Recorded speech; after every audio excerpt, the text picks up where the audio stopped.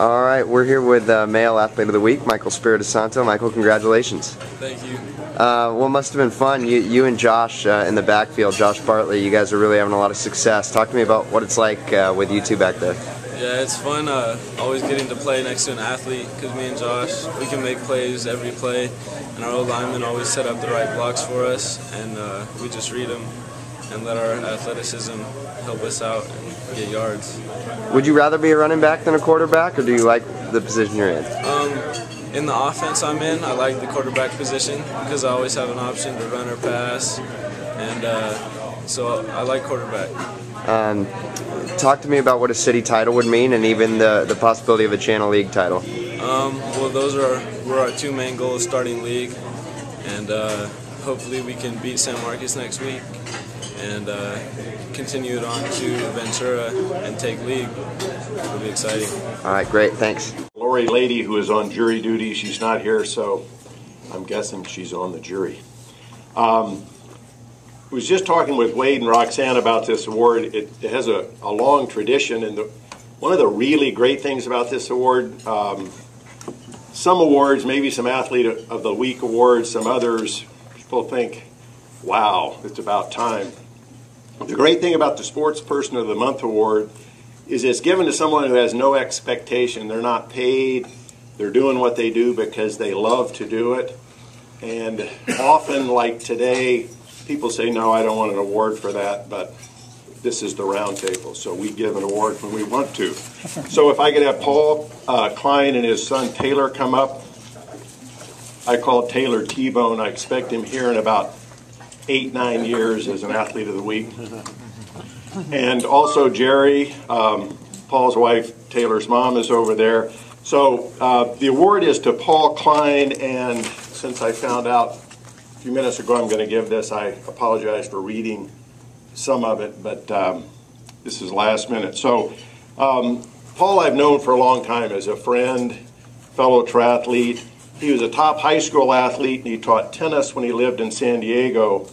And when he and Jerry had a son, Taylor, a.k.a. T-Bone, wanted to teach him about sports. So when he was about 3 years old, when Taylor was 3 years old, Paul started organizing some activities. So it started, they'd go to various parks, they would experience different sports. The Colahans are here, their son is part of this group. So the group just continued to grow. Initially, when they were very young, they learned how to kick, pitch, catch. Now they learn more about each sport. They change sports and seasons. Paul's also coached Taylor in basketball. He also is a volunteer coach with tennis. This concept was like a boot camp, but kids being kids running around started calling it booty camp because they would run their booties around. So it really has taken on a life of its own. And in talking to people, and talking to Jerry about giving the award, she said, it's great, but just don't let Paul know. He'll probably say no. Then talking with Tracy Colahan, she really was a lot of the impetus behind this, because I think she and her husband represent many of the parents who think this is just this great program for kids, and it's still going. So it is with great pleasure. I actually am going to hand this to the true athlete in the Klein family, and that would be T-Bone. And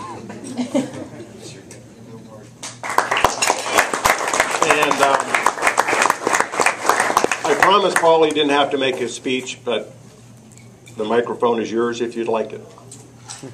I want to thank Joe Hal very much, Tracy Colahan, for putting this together. I've got maybe 10 kids. I've had them for, that's the most. I've had them for probably 5 years. It's just a great thing. We go from sport to sport, whatever in season. I try and teach them. They want to come, they play with their friends, and thank you very much.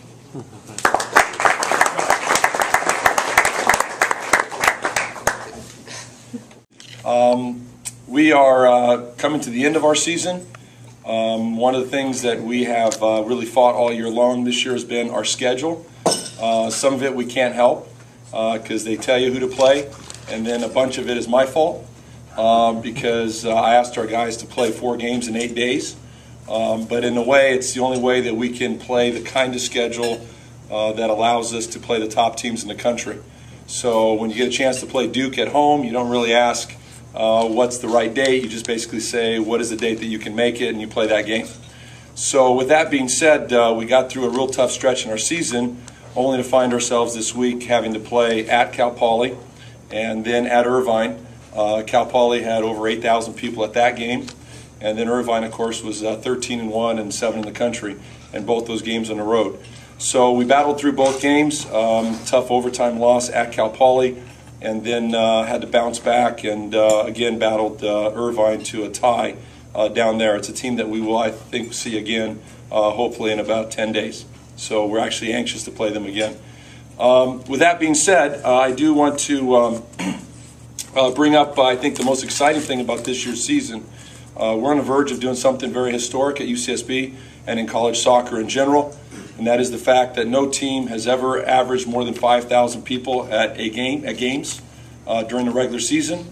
So what's amazing is no team has done 5, which means that certainly no one has done 6. We've gone from 4 to 6 and just bypassed 5 all along. So with 6,000 people attending Saturday night game against Riverside, we will average over 6,000 people, the first college team in Division I college soccer to, like I said, not only average 5,000, but now just go bypass everybody. The next nearest program is Maryland and Akron. They're a little over 4,000, so they're going to have to go a ways to get to us. The other exciting thing about, again, so Saturday, obviously, we're hoping that we have people come out and get it done. In terms of our average, and then we are guaranteed a playoff game, which will be a Big West semifinal game next Wednesday, which probably will be Cal Poly. At least we're hoping it is. And then hopefully we'll see Irvine again and go see if we can take care of everything on our way out here. So that's the schedule that's coming up. The other, again, big news for us is, we always try to bring in the best. This year we had 2 exciting games. We had UCLA at home. We had Duke at home. Right now, the hottest team in college soccer is Akron, who's actually won, gosh, they didn't lose last year. That was 27 games. And then this year, they in fact started the season, I think, 15-0. And the great news, they actually got upset over the weekend. But we just got done booking Akron for a home game next year, September 30th.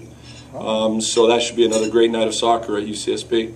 So again, follow us. Obviously, we're at that phase in the season where now every game feels like the playoffs, and we have big games coming up, and of course, a big. I think we still need to win a game or 2 in order to make sure that we're in the NCAA tournament, and then from there, that's when all the fun begins.